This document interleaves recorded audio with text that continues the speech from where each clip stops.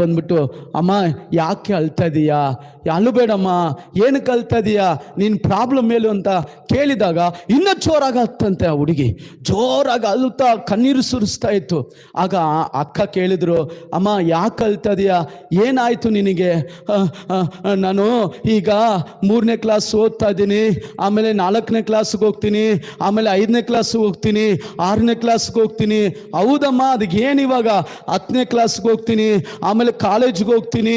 ನಾನು ದೊಡ್ಡವಳಾದ್ಮೇಲೆ ನನಗೆ ಮದುವೆ ಆಗುತ್ತೆ, ಮದುವೆ ಆದಮೇಲೆ ನನಗೊಂದು ಮಗು ಹುಟ್ಟುತ್ತೆ.